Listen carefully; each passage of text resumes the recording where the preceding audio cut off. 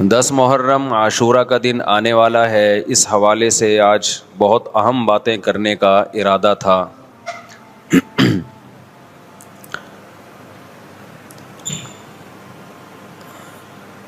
محرم میں کیا کرنا چاہیے، کربلا کا واقعہ اصل ہے کیا؟ کربلا کے واقعے پر تو میں ایک پورا بیان چند سال پہلے ریکارڈ کروا چکا ہوں، لیکن اس واقعے سے اہم سبق کیا ملتے ہیں؟ محرم میں ہم کون سے ایسے کام کر رہے ہیں جس سے ہم اللہ کے غضب کے مستحق ٹھہر رہے ہیں؟ محرم میں کیا کیا ہو رہا ہے میں آپ کو بتاتا ہوں۔ ان میں سے کوئی بھی عمل نہ ہمیں قرآن سے ملتا ہے نہ صحابہ سے ملتا ہے ہمیں۔ سیدنا حسین ابن علی رضی اللہ تعالی عنہ جو جنت کے جوانوں کے سردار ہیں، آپ سے محبت کا دعویٰ اس وقت مقبول ہوگا جب آپ سیدنا حسین کی سیرت کو فالو کریں گے۔ رونا پیٹنا ماتم کرنا یہ سیدنا حسین اور اہل بیت کی سیرت نہیں ہے۔ اس بات میں دو رائے نہیں ہو سکتی کہ سیدنا حسین رضی اللہ تعالی عنہ کو جو کربلا میں شہید کیا گیا، یہ کائنات کا بدترین ظلم تھا۔ جس نے آپ کی گردن مبارک پہ تلوار رکھی، اس کی بدبختی میں دو رائے نہیں ہو سکتی۔ بہت ہی کوئی شقی اور بدبخت جو نواسہ رسول صلی اللہ علیہ وسلم کے قتل کی طرف بڑھا، بہت ہی کوئی بدبخت اور بدنصیب جو کوفہ کے گورنر ابن زیاد کے کہنے پر نواسہ رسول سے لڑنے کے لیے نکلا، جو اس ظلم کو ظلم نہیں مانتا، وہ بھی اپنے آپ کو جہنم میں جانے کے لیے تیار کر رہا ہے۔ پھر کربلا میں ایک بڑا ظلم یہ ہوا کہ صرف سیدنا حسین ابن علی کو شہید نہیں کیا گیا، آپ کے ساتھ جتنے مرد تھے سب کو شہید کر دیا گیا۔ لیکن ہمیں پیغمبر صلی اللہ علیہ وسلم اور صحابہ کی سیرت میں کیا ملتا ہے؟ میں ایک آیت سے آپ کو سمجھاتا ہوں۔ مشرکین مکہ حضرت ابراہیم علیہ الصلاۃ والسلام کے نسب میں ہونے پر اور آپ سے محبت پہ بڑا فخر کیا کرتے تھے کہ ہم ابراہیم کی اولاد میں ہیں، ہم ابراہیم کے دین پہ ہیں۔ اللہ نے کیا فرمایا رسول اللہ صلی اللہ علیہ وسلم سے کہ ان اول الناس بابراہیم للذین اتبعوہ، اے نبی آپ ان سے کہہ دیجئے ابراہیم سے محبت کے خالی پیلی کے دعوے مقبول نہیں ہیں۔ ابراہیم کے زیادہ حقدار وہ ہیں جو ابراہیم علیہ السلام کی اتباع کرتے ہیں، اور یہ پیغمبر اور صحابہ یہ ابراہیم علیہ السلام کے دین کو فالو کرتے ہیں، اور تم ابراہیم کے دین کو فالو نہیں کر رہے، ان سے محبت کے دعوے دار ہو۔ تو خالی محبت کے دعوے داری اللہ کے ہاں مقبول نہیں ہے۔ اللہ کے ہاں وہ محبت کی دعوے مقبول ہیں جس میں آپ محبوب کو فالو کر رہے ہوں۔ سیدنا حسین ابن علی رضی اللہ تعالی عنہ جو جنت کے جوانوں کے سردار ہیں، آپ سے محبت کا دعویٰ اس وقت مقبول ہوگا جب آپ سیدنا حسین کی سیرت کو فالو کریں گے۔ رونا پیٹنا ماتم کرنا یہ سیدنا حسین اور اہل بیت کی سیرت نہیں ہے۔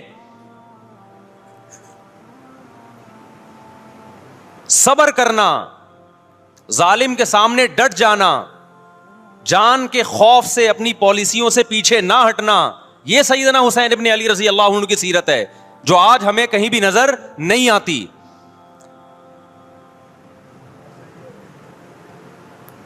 تو ہم نے بھائی دیکھنا ہے صحابہ کا طرز عمل کیا تھا۔ آپ بتاؤ صحابہ کو سیدنا حسین سے محبت تھی یا نہیں تھی؟ کیا غم کا پہاڑ ٹوٹا ہوگا جب اطلاع ملی ہوگی کہ سیدنا حسین ابن علی اور آپ کے اصحاب اور اہل بیت کو سب کو کربلا میں شہید کر دیا گیا ہے۔ کیا قیامت گزری ہوگی۔ کوفہ سے ایک شخص آیا نا، عبداللہ بن عمر سے پوچھنے لگا جو مارنے پر دم کا مسئلہ، انہوں نے فرمایا تم نے پیغمبر کے نواسے کو قتل کر دیا اور مسئلہ یہ پوچھ رہے ہو کہ جو مارنے پر دم آئے گا کہ نہیں آئے گا۔ ایک طرف تم نے پیغمبر کے نواسے کو قتل کر دیا کربلا میں، اور اب ہم سے آ کے مسئلہ پوچھتے ہو جو مارنا جائز ہے یا نہیں ہے۔ صحابہ کے ہاں یہ غم کم غم نہیں تھا۔ دیکھو حضرت معاویہ رضی اللہ تعالی عنہ کے ہاتھ پہ بھی حضرت حسین نے بیعت نہیں کی، لیکن بغاوت بھی نہیں کی. کیوں؟ بغاوت سے فتنے کا اندیشہ تھا. حضرت حسن جو حضرت حسین کے بڑے بھائی تھے، انہوں نے سیدنا معاویہ رضی اللہ تعالی عنہ کے ہاتھ پہ بیعت کی اور اس اختلاف کو ہمیشہ کے لیے اپنی کوشش کے مطابق ہمیشہ کے لیے ختم کر دیا. ختم ہوا نہیں ہوا ایک الگ بحث ہے، لیکن حضرت حسن کا مقصد کیا تھا کہ مسلمانوں کی دو جماعتوں کو میں آپس میں لڑتا ہوا نہیں دیکھ سکتا. لوگوں نے کہا آپ خلافت کے حقدار ہیں، آپ نے فرمایا میں دستبردار ہوتا ہوں سیدنا معاویہ کے حق میں. حضرت حسن بیعت ہو گئے حضرت معاویہ سے اور یہ اختلاف کو کیا کر دیا؟ ختم. حضرت حسین بیعت نہیں ہوئے، لیکن حضرت حسین نے بغاوت بھی نہیں کی. ہر ایک کی اپنی رائے تھی، حضرت حسن کی اپنی رائے تھی. ان کا خیال تھا کہ بیعت ہونا مسلمانوں کے لیے زیادہ مفید ہے، ایک پاورفل حکومت ہوگی، ایک طاقتور ریاست ہوگی، ورنہ لڑتے رہیں گے آپس میں. حضرت حسین کا موقف یہ تھا کہ میں بغاوت تو نہیں کروں گا لیکن بیعت بھی نہیں ہوں گا، کیونکہ اگر بیعت ہو گیا تو اس سے جو خلفائے راشدین کے دور میں جو خلیفہ کی سلیکشن کا طریقہ تھا وہ طریقہ ختم ہو جائے گا. تو میں اگر اس طریقے کو نہیں لا سکتا تو اس کے خلاف کو پروموٹ بھی نہ کروں میں. یہ بھی ایک رائے تھی. میں سمجھا پا رہا ہوں اپنی بات؟ بھائی رائے کا اختلاف ہوتا ہے نا. نبی صلی اللہ علیہ وسلم نے فرمایا اذا اجتہد المجتہد فإن اصاب فلہ اجران وإن اخطأ فلہ اجر واحد. جب کوئی مجتہد اللہ کی رضا کو سامنے رکھ کے اجتہاد کرتا ہے، صحیح اور غلط کا فیصلہ کرنے بیٹھتا ہے، رائے یعنی اس کا مقصد اللہ کی رضا ہو، تو اگر وہ درست نتیجے پہ پہنچے تو 2 ثواب، غلط نتیجے پہ پہنچے تو بھی 1 نیکی اس کو ملتی ہے، اس لیے کہ اس کے بس میں جو خیر خواہی کا کے لیے جو تھا وہ اس نے کر دیا. رائے کا اختلاف ہوتا ہے. تو حضرت حسن رضی اللہ تعالیٰ عنہ بیعت ہوئے حضرت معاویہ کے ہاتھ پہ. سیدنا حسین نہ بیعت ہوئے اور نہ آپ نے بغاوت کی، خاموشی اختیار کی. حضرت معاویہ رضی اللہ تعالی عنہ نے سیدنا حسین کو تلوار کی زور سے بیعت پر مجبور نہیں کیا، بلکہ نواسہ رسول کا خیال کیا اور وصیت بھی کی لوگوں کو. لیکن جب حضرت معاویہ کے بعد یزید جانشین ہوا، اس کی سب سے بڑی غلطی یہ تھی کہ اس نے نواسہ رسول صلی اللہ علیہ وسلم اور آپ کے ساتھ جو چند اہل بیت اور چند صحابہ تھے، اس وقت بھی حضرت حسین نیوٹرل تھے. نہ حضرت حسین نے بغاوت کا ارادہ کیا اور نہ بیعت کرنے کا ارادہ کیا. یزید ابن معاویہ کو چاہیے تھا کہ سیدنا حسین رضی اللہ عنہ کو اپنے حال پہ چھوڑ دیتا، اپنے والد کی طرح.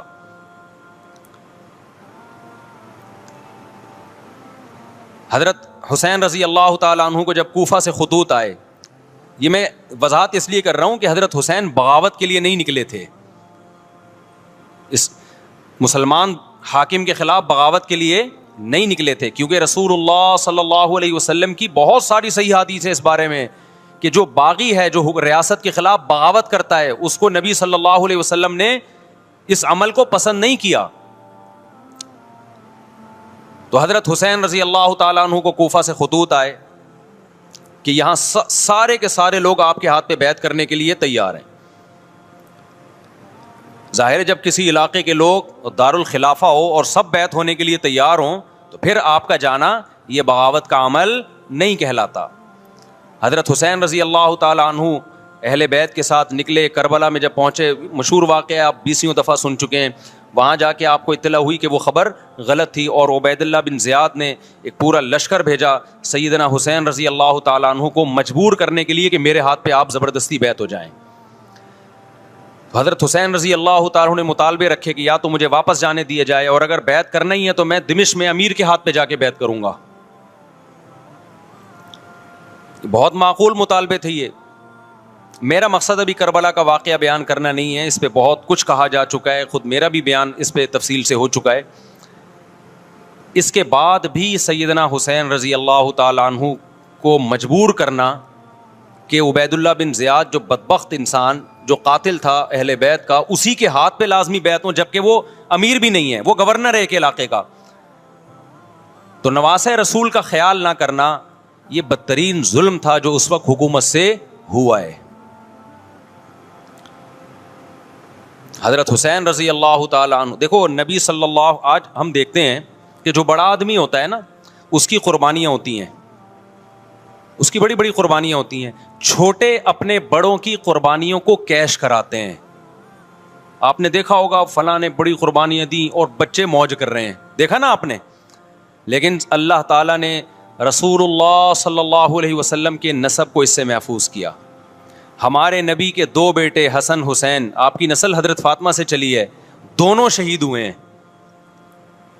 اس میں بہت بڑی حکمت تھی کہ پیغمبر صلی اللہ علیہ وسلم نے سب سے پہلے تربیت اپنے گھر والوں کی ہے. آج لوگ باہر فنٹر بنے ہوئے ہوتے ہیں, تبلیغیں کر رہے ہوتے ہیں, اپنے گھر کی ان کو پرواہ نہیں ہوتی. نبی صلی اللہ علیہ وسلم نے سب سے پہلے جو تربیت کی ہے, کس کی ہے؟ حضرت حسن اور حسین کی ہے. تو جب کربلا میں آپ کو چاروں طرف سے گھیر لیا گیا اور آپ کو مجبور کیا گیا کہ آپ نے ابن زیاد کے ہاتھ پہ بیعت کرنا ہے, تو آپ نے اس ذلت کو گلے لگانے سے انکار کر دیا. آپ کو 100% یقین تھا کہ اتنے بڑے لشکر کے سامنے میں ٹھہر نہیں سکتا, اسباب کی دنیا میں فتح کی امید نہیں ہے. لیکن حضرت حسین رضی اللہ تعالی عنہ نے لڑنے کا فیصلہ کر کے اور شہادت کو قبول کرنے کا فیصلہ کر کے ابن زیاد اور اس زمانے کے حکمران جو اس قتل پہ راضی تھے, قیامت تک کے لیے ان پہ لعنت کے سلسلے کا دروازہ کھول دیا. بعض دفعہ اللہ بھی یہ چاہتے ہیں کہ بدبختوں کو ڈھیل ملے تاکہ ان کا جرم سنستدرجہم من حیث لا یعلمون. قرآن کہتے ہیں نا, ہم ان کو ڈھیل دیں گے, ان کو برائی میں ہم آگے بڑھنے دیں گے, ایسے بڑھنے دیں گے کہ ان کو خود بھی پتہ نہیں چلے گا, تاکہ قیامت کے دن ان کا عذاب ان کو کئی گنا بڑھا کر دیا جائے. اب میرے بھائی ہمارے لیے کیا سبق ملتا ہے؟ جب یہ واقعہ ہوا عالم اسلام میں کوہرام مچ گیا,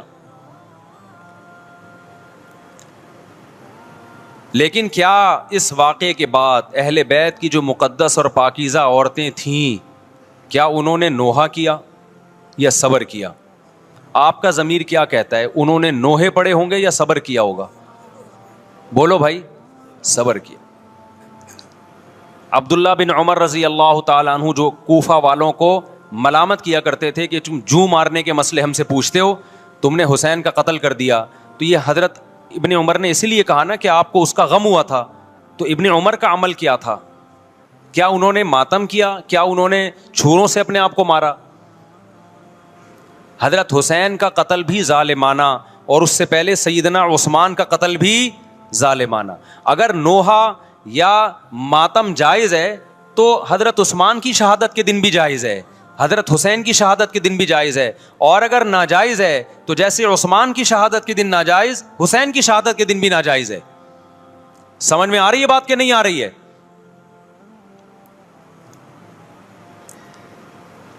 قرآن کیا کہتا ہے ایسے مواقع کے بارے میں؟ تلک امۃ قد خلت لہا ما کسبت ولکم ما کسبتم. قرآن جب بھی پرانی امتوں کے واقعات بتاتا ہے, قرآن کہتا ہے یہ ایک قوم تھی جو گزر گئی, انہوں نے جو کیا اس کا بدلہ ان کو ملے گا, تم جو کرو گے اس کا بدلہ تمہیں ملے گا. تو ہمیں اللہ نے اس واقعے میں بھی بتا دیا کہ سیدنا حسین کا واقعہ, کربلا کا واقعہ جب سنا کرو تو یہ سوچا کرو یہ قوم تھی جو گزر گئی, جس نے اچھا کیا, حسین ابن علی نے اچھا کیا, ان کو اس اچھائی کا بدلہ ملے گا. اور جو حضرت حسین کے قتل کے حضرت سیدنا حسین کے مبارک خون سے جن کے ہاتھ آلودہ ہوئے, کیونکہ قتل کیا نا انہوں نے, تو لہا ما کسبت, ان کو اس ظلم کا بدلہ بھی ملے گا. تو ہمارا کام کیا ہے؟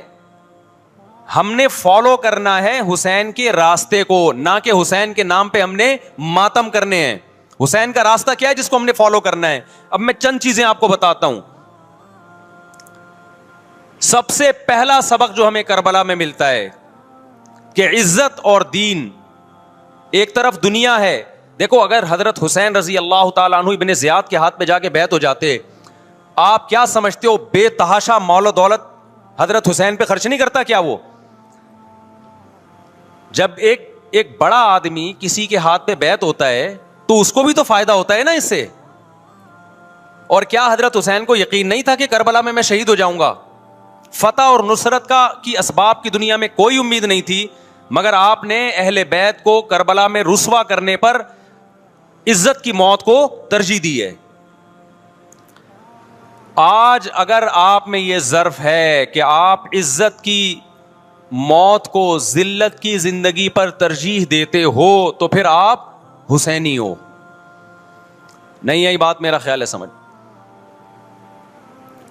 سیدنا حسین کی سخاوت کے واقعات ہیں۔ سیدنا حسین باغی نہیں تھے رضی اللہ عنہ۔ پھر جو اہل بیت کا طرز عمل کیا تھا، محرم میں کیا کیا ہو رہا ہے میں آپ کو بتاتا ہوں۔ ان میں سے کوئی بھی عمل نہ ہمیں قرآن سے ملتا ہے نہ صحابہ سے ملتا ہے ہمیں۔ تو ما انا علیہ و اصحابی جو جنتی فرقہ ہوگا اس کی جو علامتیں ہیں، تو جب آپ ان علامتوں کے خلاف چلو گے، صحابہ اور تابعین کو فالو نہیں کرو گے، تو آپ پھر اپنے آپ کو سنی کہنا چھوڑ دو۔ آپ بتاؤ مجھے اسلام میں کوئی مہینہ منحوس ہے؟ بولو نا، کوئی مہینہ منحوس ہے؟ تو آپ محرم کو منحوس کیوں کہتے ہو؟ لوگ مجھے کہتے ہیں مفتی صاحب فرقہ واریت پھیلا رہے ہیں۔ دیکھو، فرقہ واریت جب پھیلا رہا ہوں جب میں کسی فرقے کے خلاف آپ کو کر رہا ہوں۔ میرے بیان شیعہ لوگ بھی سنتے ہیں، ملتے بھی ہیں، بہت دفعہ ایئرپورٹ پہ ملاقات ہوئی، بڑی عزت سے ملے، میں شیعہ ہوں لیکن آپ سے محبت کرتا ہوں۔ یہاں مسجد میں بھی آتے ہیں، میں نے کبھی کسی پہ طنز نہیں کیا۔ اس لیے میں بار بار کہتا ہوں جو شیعہ کا مذہب ہے اس کو کرنے دو، وہ سبیلے لگاتے ہیں، آپ ان کو مت چھیڑو، جا کے تنگ نہ کرو ان کو۔ وہ ماتم کرتے ہیں، آپ ان کو مت چھیڑو۔ وہ نوحے کرتے ہیں، وہ نوحے پڑھتے ہیں، آپ ان کو مت چھیڑو۔ لیکن آپ اپنی پوزیشن واضح کرو کہ آپ شیعہ ہو یا آپ سنی ہو، آپ تو ایک طرف ہو جاؤ نا۔ محرم میں اگر آپ مرثیے لگا کے گھوم رہے ہو گاڑیوں میں، اٹ مینز آپ سنی نہیں ہو۔ آپ نبی صلی اللہ علیہ وسلم کی حدیث ہے ہمارے پاس، ہم اہل سنت والجماعت ہیں، ہم سنت کو فالو کرتے ہیں۔ تو سنت کیا کہتی ہے؟ میتوں پہ گریبان چاک کرنا، میتوں پہ چیخ و پکار کر کے رونا۔ آپ نے فرمایا لیس منا، وہ ہم میں سے نہیں ہے، اور اس عمل پہ آپ صلی اللہ علیہ وسلم نے لعنت فرمائی ہے۔ لوگ کہتے ہیں حسین کی یاد میں رونا نبی کی سنت ہے۔ نبی صلی اللہ علیہ وسلم کو جب جبریل نے بتایا کہ حسین شہید ہوں گے، آپ روئے، اس لیے کہ اس وقت آپ کو یہ خبر ملی تھی۔ لیکن کیا ہر محرم میں آپ نے رونے کا پروگرام کیا ہے؟ یا صحابہ کو بیٹھ کے باقاعدہ رلایا ہے آپ نے؟ کیا ہو گیا بھائی؟ آپ کو بھی جب کربلا کا واقعہ کی خبر ملی، آپ کی آنکھوں میں آنسو آ جائے، یہ نیچرل ہے، یہ حسین سے محبت کی علامت۔ لیکن ہر محرم میں باقاعدہ بٹھا کے رونے کا پروگرام کرنا، یہ حسین سے محبت کی علامت نہیں ہے، بلکہ شریعت میں ناجائز ہے یہ غموں کو بڑھانا۔ یہ کہاں سے جائز ہو گیا؟ حضرت عثمان بھی تو شہید ہوئے تھے، نبی صلی اللہ علیہ وسلم کے داماد تھے، ان کی یاد میں آپ رونے کو سنت کیوں نہیں کہتے؟ ہماری نظر میں حسین کا قتل بھی بہت بڑا ظلم، اور سیدنا عثمان کا قتل بھی بہت بڑا ظلم تھا۔ دونوں مظلوم تھے، دونوں مظلوم شہید تھے، ہمیں دونوں کی شہادت پہ غم ہے، لیکن اب اس غم کو مناتے نہیں ہیں۔ اسلام میں غم منانا سنت نہیں ہے۔ دیکھو جعفر طیار رضی اللہ عنہ، نبی کے چچا زاد بھائی، اہل بیت، جب آپ صلی اللہ علیہ وسلم نے ان کو لڑائی کے لیے میدان جنگ میں بھیجا، رومیوں سے لڑائی تھی، حضرت جعفر طیار کی 4 بیویاں تھیں۔ جب نبی صلی اللہ علیہ وسلم مسجد نبی میں بیٹھے، آپ کو فرشتوں نے اطلاع دی کہ جعفر طیار شہید ہو گئے۔ آپ صلی اللہ علیہ وسلم کی آنکھوں سے آنسو، یہ آنسو اس وقت نکلے جب عین شہادت کی اطلاع ملی ہے۔ اس وقت آنسوؤں کا نکلنا محبت کی علامت ہے۔ آپ نے صحابی رسول کو بھیجا کہ جاؤ آپ کی زوجات کو، بیویوں کو جا کے خبر دو کہ جعفر طیار شہید ہو گئے۔ کیا قربانی تھی صحابہ کی، آپ دیکھو، ایسے جوان تھے جعفر طیار، خوبصورت جوان۔ غزوہ بدر میں جب مشرکین مکہ نے یہ نعرہ لگایا کہ حل میں مبارز، 3 سردار آئے، انہوں نے کہا پہلے تمہارے اندر سے 3 بہادر آئیں، ہم سے لڑیں۔ دیکھو عربوں میں یہ ہوتا تھا کہ جب جنگ کے لیے 2 فوجیں آمنے سامنے کھڑی ہوتی تھیں تو پہلے دونوں طرف کے بہادر ترین لوگوں کی لڑائیاں ہوتی تھیں کہ جب تک دونوں میں سے ایک قتل نہیں ہوگا لڑائی شروع نہیں ہوگی. تو آپ کو پتا ہے کہ اس میں بہادر ترین لوگ نکلیں گے نا جو لڑنا جانتے ہوں. مشرکین مکہ کی طرف سے 3 یا 4 بڑے بڑے سردار آئے لڑائی سے پہلے, بدر میں لڑائی سے پہلے. انہوں نے نعرہ لگایا, حل میں مبارز, کوئی ہے تم میں جو پہلے ہم سے لڑے. یعنی ادھر سے ہم 3 ہیں تو ادھر سے بھی کتنے چاہیے, 3 بندے. ادھر سے انصار صحابہ آئے. مشرکین مکہ نے کہا لیسو بی اکفائنا, یہ ہمارے جوڑ کے نہیں ہیں, قریشی ہاشمی چاہیے ہمیں, ہمارے نسب کے لوگ ہونے چاہیے. تو ادھر سے نبی صلی اللہ علیہ وسلم نے حضرت علی کو بھیجا اور حضرت جعفر طیار کو بھیجا.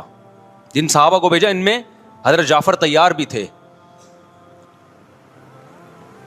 حضرت جعفر طیار رضی اللہ تعالی عنہ اور سیدنا علی مقابلے میں غالب آ گئے. خوبصورت صحابی, نجاشی کے سامنے آپ نے تقریر کی ہے, ہجرت کی ہے نا جب حبشہ کی طرف, تو نجاشی نے پوچھا جعفر طیار سے کہ تمہارے پیغمبر جو کلام لے کر آئے ہیں وہ سناؤ.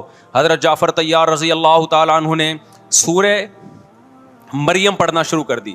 کاف ہا یا عین صاد, ذکر رحمت ربک عبدہ زکریا اذ نادى ربه نداء خفیا قال رب انی وهن العظم منی واشتعل الرأس شیبا ولم اکن بدعائک رب شقیا وانی خفت الموالی من ورائی وکانت امراتی عاقرا فہب لی من لدنک ولیا.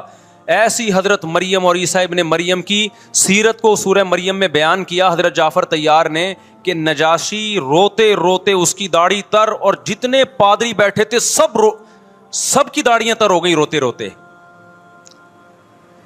تو یہ تقریر جو نجاشی کے اسلام کا سبب بنے, بادشاہ کو مسلمان کرنے والے کون تھے, حضرت جعفر طیار. اور آپ کے چھوٹے چھوٹے بچے, 4 جوان بیویاں ہوں, چھوٹے چھوٹے بچے ہوں, اور ایسے میں میدان جنگ میں لڑتے ہوئے شہید ہو جائیں, تو پیغمبر اور صحابہ پہ کیا قیامت ٹوٹی ہوگی. لیکن ہمارے نبی صلی اللہ علیہ وسلم کی آنکھوں سے کیا تھے, صرف آنسو موتی کی طرح ٹپک رہے تھے. اور آپ صحابہ کو اطلاع دے رہے تھے کہ جعفر طیار شہید ہو گئے, اور جاؤ ان کے گھر والوں کو بتا کے آ جاؤ. کتنی بڑی قربانی ہے یا نہیں ہے. جب خبر دینے والا آپ کی ازواج کو بتا کے آیا کہ جعفر طیار شہید ہو گئے, تو آپ کے گھروں سے خواتین کے رونے کی آوازیں آئیں. آپ صلی اللہ علیہ وسلم نے فرمایا ان سے بولو کہ اپنی آواز کو پست کرو. پھر چیخو پکار کی آواز آئی, تو آپ نے فرمایا کہ اگر دوبارہ چیخو پکار کی آواز آئے تو ان کے منہ پہ خاک پھینک دو. وہ شہید کی بیوہ تھیں, اور شہید بھی کتنے مقدس, ان کو بھی نبی صلی اللہ علیہ وسلم نے نوحہ کرنے کی اجازت نہیں دی. اس دن جس دن غم پہنچا ہے اس دن بھی چیخو پکار کی اجازت نہیں دی ہے. تو آپ بتاؤ اگلے سال اس تاریخ کو چیخو پکار کی کیسے اجازت مل جاتی. نہیں آئی میرا خیال ہے بات سمجھ میں. جب غم پہنچا ہے اس وقت چیخنے چلانے کی اجازت نہیں ہے.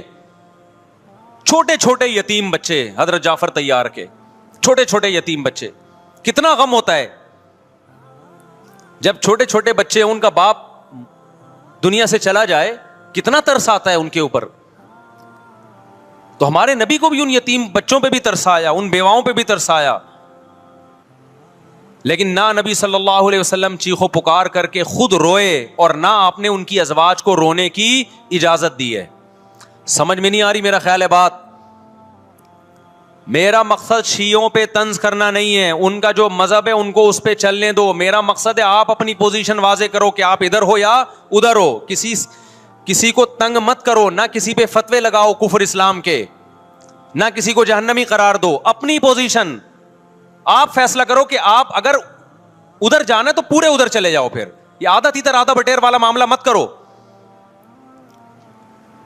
وہ ان کا مذہب ہے بھائی, ان کے علماء ان کو بتاتے ہیں کہ محرم میں کالے کپڑے پہننے ہیں, محرم میں ماتم کرنا ہے, محرم میں کو منحوس سمجھنا ہے, اس میں شادی بیاہ نہیں کرنا. ان کے علماء ان کو بتاتے ہیں, ان کو چلنے دو اس پر. دنیا میں بہت سے فرقے ہیں, بہت سے مذہب ہیں, ہم کسی کو نہ ختم کر سکتے ہیں نہ کسی کے خلاف نفرت پیدا کر سکتے ہیں. اس سے کوئی چیز حاصل نہیں ہوگی. کسی سے نفرت کرنے کی ضرورت نہیں, کسی پہ فتوے لگانے کی ضرورت نہیں, لیکن آپ کو اپنی پوزیشن واضح کرنی پڑے گی کہ میں کہاں کھڑا ہوا ہوں.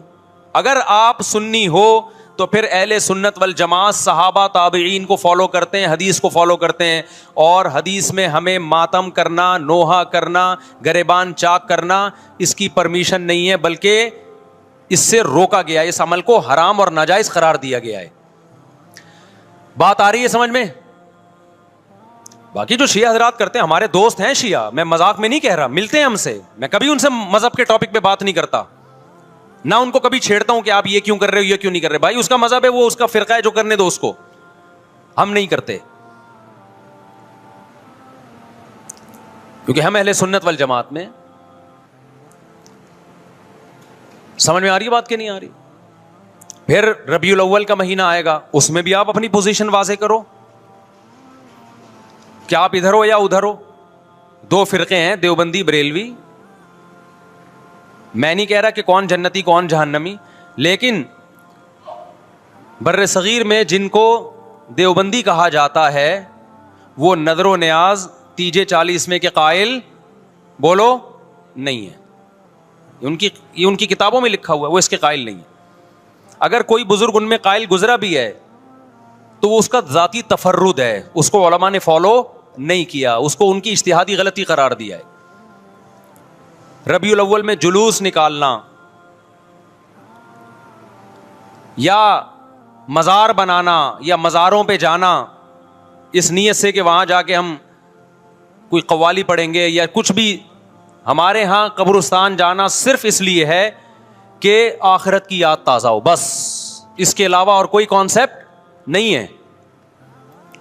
ہمارے ہاں قبر ایک بالش سے زیادہ اونچی بنانا جائز بولو نا نہیں ہے, قبر پکی کرنا جائز نہیں ہے, تیجے 40 میں کرنا جائز بولو نہیں. آج ایک صاحب آئے, کہنے لگے میری ساس کا 40واں ہے, فجر میں کہنے لگے مجھے, کہہ رہے میں نہیں گیا تو بڑا مسئلہ ہو جائے گا. میں نے کہا بھائی ایک فیصلہ کرو, گرین چینل یا وائٹ چینل, ایک طرف ہو جاؤ بھائی, کیونکہ وائٹ چینل میں یہ جائز نہیں ہے, نہ 40واں ہے نہ تیجا ہے. اب لوگ مذاق اڑاتے ہیں مر گیا مردود نہ فاتحہ نہ درود. بھائی کچھ بھی کہتے رہو تو پھر پورے ادھر کو ہو جاؤ, یا تو پورے وائٹ ہو جاؤ یا پورے کیا ہو جاؤ, پورے گرین ہو جاؤ. پھر تیجا بھی کرو, 40واں بھی کرو, برسی بھی کرو, اور پھر اس کے بعد جھنڈے بھی لگاؤ ہرے رنگ کے. میں نہیں کہہ رہا دیوبندی صحیح ہے یا بریلوی صحیح ہے, دیکھو میں یہ بحث نہیں کر رہا, میری بات کو غلط نہ لے کے جانا. میں کہہ رہا ہوں آپ اپنی پوزیشن واضح کرو, صحیح غلط تو اگلا مرحلہ ہے, آپ کیا ہو آپ کو تو یہی نہیں پتا چل رہا. آپ ربیع الاول میں ہرے جھنڈے لے کے گھوم رہے ہو, رمضان میں آپ وائٹ چینل بنے ہوئے ہو, محرم میں آپ بلیک چینل بنے ہوئے ہو, تو پتہ ہی نہیں چل رہا تو ہے کیا بھائی. جب 73 فرقوں میں ایک جنتی ہے تو ایک کو فالو کرو نا جس کو جنتی سمجھتے ہو. اگر آپ سمجھتے ہو کہ بلیک چینل یا شیعہ فرقہ جنتی ہے تو پورے شیعہ ہو جاؤ بھائی. اگر آپ سمجھتے ہو بریلوی فرقہ جنتی ہے تو پورے بریلوی ہو جاؤ. تو جس کو سمجھتے ہو وہ بن جاؤ, لیکن پورے بنو, ادھورے مت بنو, آدھا آدھا نہ لو. بات سمجھ میں آ رہی ہے؟ میں پھر بتا رہا ہوں, نہ میں کسی کو جنتی کہہ رہا ہوں نہ جہنمی. میں یہ نہیں کہہ رہا دیوبندی جنت میں جائیں گے یا بریلوی جائیں گے یا شیعہ جائیں گے, یہ تو اللہ فیصلہ کرے گا. ہم تو وہ کریں گے جو ہماری کھوپڑی میں آ رہا ہے. ہماری کھوپڑی میں یہ آ رہا ہے کہ جس کو بھی کرو تو ایک کو کرو پورا, تاکہ ایک طرف ہو جاؤ. آدھے تیتر آدھے بٹیر مت بنو آپ, اور دوسرے کو چھیڑو بھی نہیں, چھیڑنے کی بھی ضرورت نہیں ہے. کوئی جو کر رہا ہے وہ کہ بھائی اس کا مذہب ہے. دیکھو ہندو مندر میں جاتا ہے نا, ہماری رائے کے مطابق صحیح کر رہا ہے غلط کر رہا ہے, غلط کر رہا ہے, لیکن ہم چھیڑتے ہیں کیا؟ اسلام نے اجازت دی اس کو چھیڑنے کی کہ ہندو جا رہا ہے اس کو پکڑ کے لا کیوں جا رہا ہے بھائی؟ اسلام بولا ہے بھائی لکم دینکم ولی دین, تمہارے لیے تمہارا دین, ہمارے لیے ہمارا دین. لا اکراہ فی الدین, دین میں زبردستی نہیں ہے, جو کر رہا ہے اس کو کرنے دو. تبھی اسلامی تاریخ میں کوئی ایک مندر بھی ہمارے علم میں نہیں ہے کہ اس میں ہندوؤں پہ پابندی لگی ہو کہ مندر نہیں جا سکتے. جب تک اسلامی حکومتیں رہی ہیں, ہندوستان میں 1000 سال مسلمانوں نے حکومت کی ہے, اگر ہندوؤں کو مندر جانے سے روک دیتے تو آج یہ مندر ختم ہوتے. اسلامی حکومت جب ختم ہوئی ہے تو بھی مندر لاکھوں کی تعداد میں مندر تھے. اسلام مسجد جانے کا حکم دیتا ہے یا چرچ جانے کا؟ بولو. مسجد. چرچ جانے کو غلط سمجھتا ہے کیونکہ وہاں غیر اللہ کی, عیسیٰ ابن مریم کی عبادت ہو رہی ہے. لیکن کیا اسلام آپ کو پرمیشن دیتا ہے کہ کوئی عیسائی چرچ جا رہا ہو تو آپ اس کو روکو کہ تو کیوں جا رہا ہے بے, مسجد میں آ؟ اجازت دیتا ہے؟ یا اسلام یہ کہتا ہے کہ اس سے بدتمیزی شروع کر دو آپ؟ بولو کیا ہو گیا؟ آپ کو سبق یاد کرا رہا ہوں میں. بدتمیزی شروع کر دو, یا اسلام یہ اجازت دیتا ہے کہ اس سے اچھا سلوک نہ کرو؟ قطعاً اجازت نہیں, بلکہ قرآن تو کہہ رہے ہیں ان اللہ یحب المقسطین, جو غیر مسلم تم سے لڑ نہیں رہے میدان جنگ میں, ان سے تمہیں اچھا سلوک کرنا پڑے گا, کیونکہ اللہ اچھا سلوک کرنے والوں کو پسند کرتا ہے. صحابہ کرام غیر مسلموں کو بھی ہدیے دیا کرتے تھے, نبی صلی اللہ علیہ وسلم نے یہودیوں کو بھی ہدیے دیے. تو جو مذہب اسلام کی طرف منسوب نہیں ہے, جب ہمیں ان سے اچھے سلوک کا حکم ہے, تو جو مذہب اسلام کی طرف منسوب ہیں, قطع نظر اس سے کہ وہ اس دعوے میں سچے ہیں یا جھوٹے, یہ تو بحث ایک الگ ہے, لیکن نسبت کس کی طرف کر رہے ہیں؟ اسلام کی طرف. تو ہمیں ان سے بدتمیزی بدسلوکی کی کہاں سے اجازت ہوگی؟ تو میں نہیں کہہ رہا کہ آپ شیعہ بریلویوں سے دشمنی کرنا شروع کر دو, ان کی دعوتیں اٹینڈ نہ کرو, ان سے کاروبار چھوڑ دو, یا ان کو جا جا کے تنگ کرو, کیوں سبیل لگا کے بیٹھے ہو, کیوں ماتم کر رہے ہو, یہ کام مت کرو آپ. ہمارا ملک اس فرقہ واریت کا متحمل نہیں ہے, سے فساد پھیلتا ہے. لیکن اپنی پوزیشن آپ واضح کرو, ایک لکیر ہے آپ کھینچ دو. اگر کوئی شخص آپ کے سامنے صحابہ کو برا بلا کہتا ہے, آپ بولو بھائی یہ میری باؤنڈری کیا ہو رہی ہے, کراس. میرے سامنے آپ کو ان بزرگوں کے خلاف بولنے کی اجازت نہیں ہے جن سے مجھے عقیدت ہے. اگر یہ کام آپ نے کیا تو ہماری اور آپ کی راہیں الگ الگ. آپ کا جو مذہب ہے بھائی, آپ بند کمرے میں, آپ کے امام بارگاہ میں, آپ کے مسجدوں میں, یا جہاں بھی ہے وہ آپ کا نجی معاملہ ہے. ہمارے سامنے آپ نے کوئی ایسی بات نہیں کرنی جو ہمارے عقیدے کے خلاف ہو, تو آپس میں دوستی رہے گی. اب دیکھو عیسائی آپ سے ملتا ہے, آپ گپ شپ کرتے ہو, کھانا کھاتے ہو, لیکن عیسائی بار بار بولے میں آپ کے نبی کو نہیں مانتا, میں آپ کا نبی, آپ بولے گا بھائی تو نہیں مانتا تو ہم نے کب کہا کہ مان تو, لیکن میرے سامنے بار بار کیوں کہہ رہے کہ میں تیرے نبی کو نہیں مانتا؟ یہاں سے آپ کی اس کی دوستی کیا ہو جائے گی پھر؟ ختم. تو غیر مسلموں کو بھی دو قسمیں, کسی بھی مسلک کے لوگوں سے ملو, کسی بھی فرقے کے لوگوں سے ملو, کوئی جھگڑا نہیں, کوئی بحث نہیں, ایک دوسرے کو کھانا بھی ہے, ایک دوسرے کو کھلانا بھی ہے, ایک دوسرے سے کھانا بھی ہے, ایک دوسرے کی دعوتوں میں بھی شرکت کرنی ہے. جہاں مذہب کا معاملہ آئے تو پھر آپ کسی سے بحث نہ خود کرو نہ کسی کو کرنے کی اجازت دو. اگر کوئی کچھ سیکھنا چاہتا ہے تو آپ بولو بھائی علماء کے پاس آ جاؤ, آپ کو کوئی اشکال ہے تو ہم وہاں آپ کا اشکال حل کر دیں گے. اس سے آگے بڑھنے کی کوشش بولو مت کرو, اس سے ملک میں امن ہوگا. باقی فرقے ہمیشہ سے ہیں بھائی, آج کوئی نئے تھوڑی ہیں, اور یہ ہمارا کام تھوڑی ہے فرقے ختم کرنا. یہ تو عیسیٰ ابن مریم جب نازل ہوں گے, حضرت مہدی آئیں گے, وہ تلوار کی طاقت سے ختم کریں گے, ان کے پاس یہ اتھارٹی ہوگی کہ وہ فرقوں کو ختم کریں. آپ نے یہ کرنا ہے کہ دوسرے کے مسلک کو چھیڑنا نہیں ہے اور اپنا چھوڑنا نہیں ہے. مسئلہ آپ کے ساتھ یہ ہو رہا ہے کہ دوسرے کو چھیڑ بھی رہے ہو اور اپنا چھوڑ بھی رہے ہو, دونوں الٹے کام کر رہے ہو. ایک طرف بحث کر رہے ہوتے تم ایسے, اور دوسری طرف وہی بنے ہوئے ہوتے تھوڑے دنوں میں جا کے.